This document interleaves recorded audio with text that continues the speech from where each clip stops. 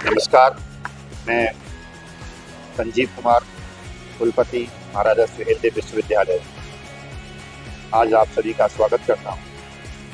मैं आप सभी को विश्वविद्यालय के 2025-26 सत्र में जो प्रवेश प्रक्रिया आरंभ होने जा रही है, उसको लेकर के कुछ सूचनाएं आपके साथ साझा करना चाहता हूँ। प्रिय छात्र छात्राओं, विश्वविद्यालय द्वारा सत्र 2025-26 की प्रवेश की प्रक्रिया आरंभ की जा चुकी है। क्योंकि प्रक्रिया इस बार एक केंद्र सरकार द्वारा निर्धारित एक नए पोर्टल, जिसको कि समर्थ पोर्टल कहा जाता है, के द्वारा आरंभ की जा रही है। इसलिए मैं विश्वविद्यालय परिवार की ओर से आप सभी को वह जानकारी साझा करना चाहता हूँ, जिसके द्वारा आप लोग अपना विश्वविद्यालय या विश्वविद्यालय से संबंधित किसी महाविद्यालय में प्रवेश कर सकते हैं।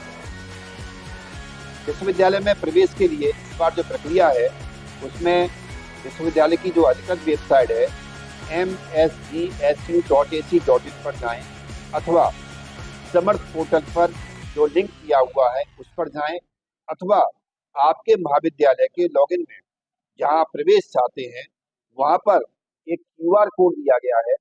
सभी महाविद्यालयों को ये सूचना दी गई है कि वह एक QR कोड को सभी इंस्ट्रक्शंस के साथ अपने महाविद्यालय के बाहर चस्पा करेंगे, तो छात्र चाहे तो सीधे QR कोड को स्कैन करने के बाद भी उस साइट पर पहुंच सकता है।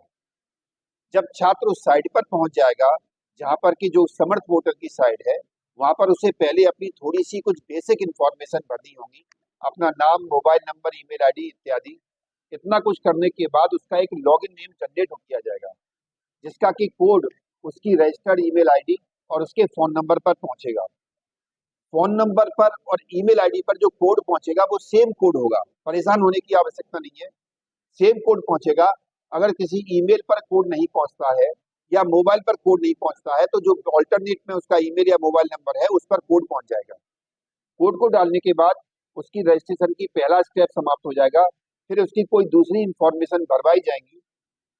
भरवाने के बाद वो बच्चा जब अपनी इंफॉर्मेशन को सबमिट करेगा, उससे कुछ डॉक्यूमेंट अपलोड कराए जाएंगे, उसका फोटोग्राफ अपलोड कराया जाएगा, उसके सिग्नेचर अपलोड कराए जाएंगे। इसके अलावा यदि वो किसी कैटेगरी का है, ओबीसी है, एससी है, एसटी है, या कोई रिजर्वेशन का अन्य लाभ लेना चाहता है, तो वह उसके डॉक्यूमेंट को भी इस पर अपलोड करेगा। जब उसको अपलोड कर देगा, उसके बाद वो पेमेंट गेटवे पर पहुंचेगा, और जहां पर 300 रुपए की फीस उसे पेमेंट गेटवे के द्वारा फीस का पेमेंट करना है। इस बार पेमेंट गेटवे में जो पुराने बार के जो ऑप्शन थे, क्रेडिट कार्ड, डेबिट कार्ड, वो तो है ही, यूपीआई भी है। इस बार एक नया ऑप्शन और ऐड कर दिया गया है, QR कोड का। QR कोड के ऑप्शन में क्या है, जब पेमेंट गेटवे पे जाएगा, QR कोड को सेलेक्ट करेगा, QR कोड आ जाएगा, बच्चे को स्कैन करके QR कोड से पेमेंट कर देना है 300 रुपए का। जैसे ही वो पेमेंट करेगा, उसका पेमेंट तुरंत रियलाइज हो जाएगा। हमने इसलिए पेमेंट गेटवे एक ऐसी बैंक से लिया है जिसका कि खुद का अपना पेमेंट गेटवे है। तो उसके बाद ये प्रक्रिया पूर्ण हो जाएगी। प्रक्रिया पूर्ण होने के बाद बच्चा दोबारा लॉगिन करके अपना, अगर महाविद्यालय में प्रवेश चाहता है, मैं फिर रिपीट कर रहा हूँ, अगर उसको सिर्फ महाविद्यालय में प्रवेश लेना है तो उसका प्रिंट आउट निकालेगा और संबंधित महाविद्यालय जहां जहां पर उसे प्रवेश चाहिए वहां जाकर के अपने उस रजिस्ट्रेशन नंबर के साथ प्रवेश की प्रक्रिया में भाग लेगा। क्योंकि विश्वविद्यालय के परिसर में भी प्रवेश प्रक्रिया होनी है, तो विश्वविद्यालय के परिसर में प्रवेश के लिए कुछ नहीं करना होगा। जब जहां पर वो कॉलेज में प्रवेश के लिए करेगा तो प्रिंट आउट निकाल देगा, और जब विश्वविद्यालय में जाना चाहता है तो वहीं पर उसके पास में एक ऑप्शन होगा, विश्वविद्यालय में प्रवेश हेतु आवेदन, उस पर क्लिक करेगा। फिर थोड़ी इंफॉर्मेशन हाई स्कूल, इंटर के बाहर से जो भी रिक्वायरमेंट होगी वो भर देगा, और फिर प्रिंट आउट निकाल देगा। प्रिंट आउट निकालने के बाद उस प्रिंट आउट के साथ वो विश्वविद्यालय में संपर्क करेगा। अगर कोई छात्र एक विषय से ज्यादा विषयों में अप्लाई करना चाहता है, अर्थात एक से ज्यादा प्रोग्राम में अप्लाई करना चाहता है, तो उसका रजिस्ट्रेशन नंबर वही रहेगा, लेकिन उसके लिए पृथक से उसको फीस देनी होगी, और अलग से दोबारा फीस, वही रजिस्ट्रेशन रहेगा, वही प्रक्रिया होगी, नया कुछ नहीं कर रहा है उसको। उसी अपनी लॉगिन में जाएगा और अनदर कोर्स के लिए, अनदर प्रोग्राम के लिए अप्लाई करके उसकी फीस कटवा करके उसका प्रोसेस भी कर सकता है। इस पूरी प्रक्रिया को पूरे करने के लिए विश्वविद्यालय की वेबसाइट पर सारी इंस्ट्रक्शंस दी गई हैं। सभी महाविद्यालयों के लॉगिन में एक इंस्ट्रक्शन भेज दी गई है, जिससे कि एक काफी बड़ा, लगभग 4x8 का एक फ्लैक्स बना करके वो अपने महाविद्यालय के बाहर चस्पा करेंगे, ताकि मेरे यहाँ के किसी भी छात्र छात्रा को प्रवेश लेने में किसी तरह की कोई भी असुविधा ना हो। इसके अलावा भी मान के चलिए फिर भी किसी छात्र को प्रॉब्लम आ रही है, तो उसके लिए विश्वविद्यालय में एक हेल्प डेस्क काउंटर खोल दिया गया है, जो कि सुचारू रूप से उसने काम करना शुरू कर दिया है। अगर बच्चे को कुछ नहीं पता, मान लीजिए बच्चे के पास स्मार्टफोन भी नहीं है, बच्चा बिल्कुल लेमैन है, बिल्कुल टेंशन ना लीजिए, विश्वविद्यालय परिसर में आइए, हेल्प डेस्क बनी हुई है, उसको बता दीजिए कि भाई मुझको फॉर्म भरना भी नहीं आता है। हेल्प डेस्क पे हमारे 4 बंदे बैठे हुए हैं, वो उस बच्चे का सारी रजिस्ट्रेशन की प्रक्रिया पूरी कर देंगे। वो बच्चा सिर्फ 300 रुपए का पेमेंट अपने पास से वहां पर कर दे और उसका वहां भी रजिस्ट्रेशन हो जाएगा। किसी बच्चे को रजिस्ट्रेशन में अगर कोई दिक्कत आ रही है, रजिस्ट्रेशन गलत हो गया है, कोई इन्फॉर्मेशन गलत भर गई है, उसके लिए भी विश्वविद्यालय में हेल्प डेस्क काउंटर खोला गया है। उसके लिए वो बच्चा विश्वविद्यालय आ सकता है और आकर के अपनी जानकारी को साझा करने के बाद, साझा उसको इसलिए करनी पड़ेगी क्योंकि नहीं तो हम लोग उसके पोर्टल में नहीं जा पाएंगे।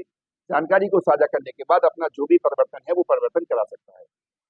बहुत ही सिंपल सी प्रवेश प्रक्रिया रखी गई है। अब तक जो प्रवेश प्रक्रिया थी वो भी ऑनलाइन थी, ये भी ऑनलाइन है। वहां भी जो इन्फॉर्मेशन मांगी गई थी, यहाँ भी वही इन्फॉर्मेशन है, सिर्फ पोर्टल बदला है और थोड़ा सा प्रोसेस बदला है, इसके अलावा कुछ नहीं बदला है। ये एक प्रवेश की प्रक्रिया हो गई। इसके अलावा एक जानकारी मैं इसके अलावा और आपको साझा करना चाहता हूँ। विश्वविद्यालय परिसर में इस बार कई नए पाठ्यक्रम हमारे आजमगढ़ मऊ इस एरिया के छात्रों के लिए खोले गए हैं, जिसमें प्रमुखता से बीसीए पाठ्यक्रम है। विश्वविद्यालय में बीबीए पाठ्यक्रम चलता था लेकिन बीसीए पाठ्यक्रम नहीं था, तो इस बार से बीसीए पाठ्यक्रम आरंभ किया गया है। 3 विषयों में बैचलर ऑफ इंजीनियरिंग आरंभ की गई है। आजमगढ़ शहर में पूरे में कहीं इंजीनियरिंग कॉलेज नहीं था, डिस्ट्रिक्ट में एक इंजीनियरिंग कॉलेज है, काफी डिस्टेंस में जाकर के था, तो यहाँ के बच्चों की सुविधाओं को देखते हुए हमने इंजीनियरिंग पाठ्यक्रम शुरू किया है। पहला इंजीनियरिंग पाठ्यक्रम कंप्यूटर साइंस में है, दूसरा इंजीनियरिंग पाठ्यक्रम एआई एंड एमएल में है, artificial intelligence and machine learning में है, और तीसरा computer science and data science को लेकर के है। तो इस बार हमने कई सारे परिवर्तन किए हैं। 5 विषयों में हमने पीजी डिप्लोमा खोला है, 1 साल का पीजी डिप्लोमा है, वो इस तरह से खोला है ताकि बच्चों का प्लेसमेंट आसानी से हो सके। इसके अलावा विश्वविद्यालय में बीए बीकॉम बीएससी की कक्षाएं नहीं चल रही थी, तो इस साल से विश्वविद्यालय में बीए बीकॉम बीएससी की कक्षाएं खोली गई हैं और एक नया पाठ्यक्रम और खोला गया जिसको हम बीएफए बोलते हैं, बैचलर ऑफ फाइन आर्ट, जो कि आसपास कहीं नहीं चलता है और बहुत अच्छा कोर्स है, डिमांड बहुत अच्छी है उसकी। तो इस साल से हम लोग बैचलर ऑफ फाइन आर्ट भी खोल रहे हैं। ये कुछ सूचनाएं थी जो कि मैं आप सभी को एक शेयर करना चाहता था। आप में से अगर किसी को कोई क्वेरी हो तो आप पूछ सकते हैं। बहुत सही प्रश्न आपने किया। देखिए, ये जिस दिन मैंने ज्वाइन किया था सेम डे मुझे ये परेशानी महसूस हुई। मैंने ये चीज अपने कुल सचिव महोदय और बाकी मेरे जो अधिकारी थे, मैंने सबके साथ इसको साझा किया, पूछा। बगल में प्रवेश सिंह जी बैठे हुए हैं, इनसे भी मैंने इस बात को जिक्र किया। तो हमें दो डोनर मिले सीएसआर के मार्फत, जिसमें से एक सज्जन थे, उन्होंने अपना ऑटो रिक्शा नेक्स्ट डे ही डोनेट कर दिया। वो ऑटो रिक्शा कंटिन्यूअस चलता है, उसका स्टेप है जहां से आजमगढ़ गाजीपुर रोड है वहां से वो रिक्शा चलता है, अंदर लेकर के बच्चों को छोड़ता है, फिर एक राउंड अंदर भी लगाता है ताकि हॉस्टल के बच्चे यहाँ तक आ सकें, फिर लौट के वो आजमगढ़ के गाजीपुर रोड पर आ जाता है। उस रिक्शे वाले का पूरे दिन काम यही है। इसके अलावा उसका फोन नंबर चस्पा कर दिया गया है, पहली सुविधा। दूसरी सुविधा और बता दूं मैं आपको, जो रोडवेज है उनके जो अधिकारी थे उनको मैंने एक दिन विश्वविद्यालय बुलवा लिया, वो लोग आ गए हैं। उन्होंने कमिंग सेशन से 2 बसें जो कि आजमगढ़ से गाजीपुर जा रही होंगी, वो बसें आजमगढ़ से सुबह निकलेंगी विश्वविद्यालय के टाइमिंग के हिसाब से और विश्वविद्यालय परिसर होती हुई गाजीपुर चली जाएंगी, और यही प्रक्रिया गाजीपुर से आजमगढ़ होती होगी। तो बच्चों की आपने बहुत सही सवाल उठाया और मैं चाहता हूं कि आप लोग भी समाज के द्वारा ये सवाल और लोगों से भी उठावें कि विश्वविद्यालय परिसर तक आने जाने की सुविधा ताकि सुचारू रूप से चल सके। इसके अलावा मैंने जो हमारे रोडवेज के मिनिस्टर साहब हैं उनको भी एक पत्र लिख दिया, उनको भी एक पत्र हम प्रेषित कर चुके हैं, जिसपे हम उनको बता चुके हैं कि हमको इमीडिएट डेडिकेटेड बस दे दी जाए, बैटरी वाली बस, जो कि दिन भर आजमगढ़ बस अड्डे से लेकर के विश्वविद्यालय चलती है। सर्वोदय पब्लिक स्कूल आजमगढ़ में आपका स्वागत है, जहां हर दिन एक नई शुरुआत होती है।